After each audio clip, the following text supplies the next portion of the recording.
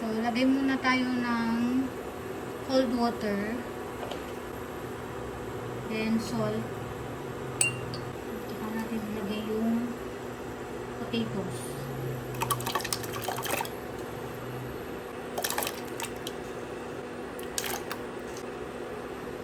Once na nag-boil to, orasan ng 4 minutes at check kung okay na siya. Huwag yung lutong-luto para hindi siya madaling madurog.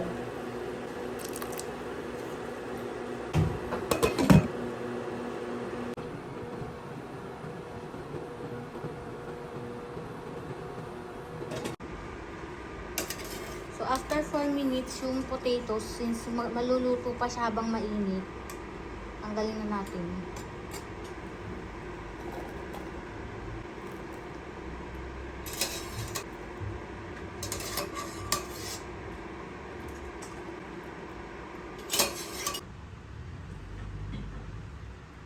So, para sa French dressing, lagay tayo ng 1 tablespoon Dijon mustard.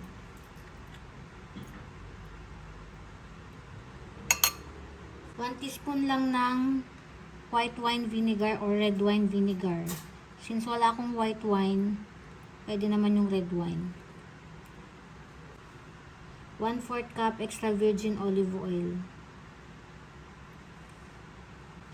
1 teaspoon water. Instead na dagdagan ko pa yung olive oil. Tapos yung chopped garlic.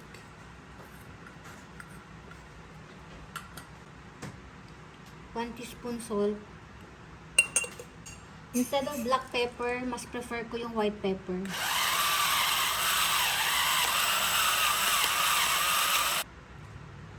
One teaspoon sugar. Pwedeng white sugar, pwedeng brown, pwedeng cocoa sugar. Kung ano yung available ninyo. Then, habang mainit to, dapat ilagay na siya.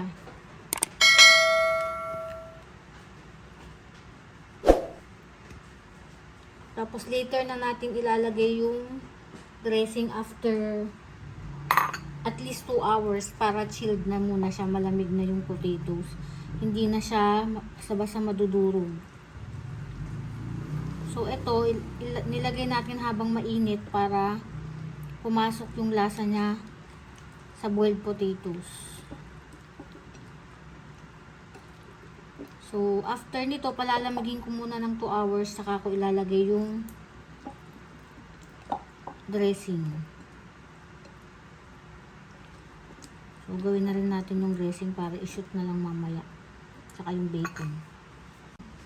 So, later, pag chilled na yung potatoes, meron ako ditong chopped na cucumber, celery, grated onions white.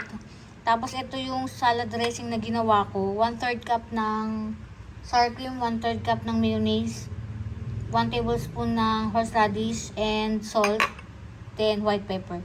Ihalo natin yan mamaya after 2 hours. Okay, so after 2 hours, chilled na yung potatoes natin. Lalagay ko na yung cucumber.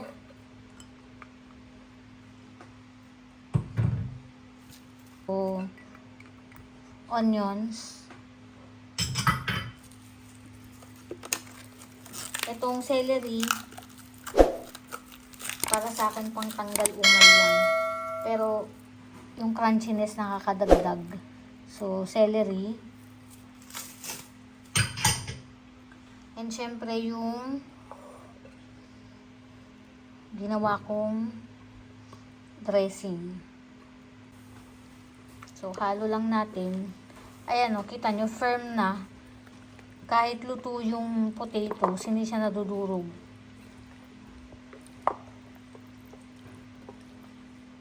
Saka hindi siya yung parang ang sobrang daming sauce na overwhelming na.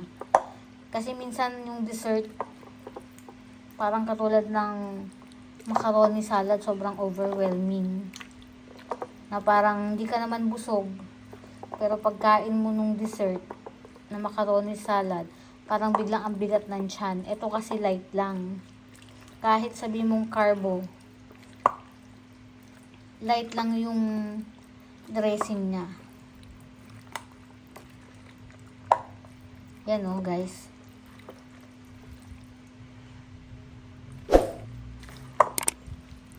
Guys, palabas na lang ako ng cling wrap. So, yan.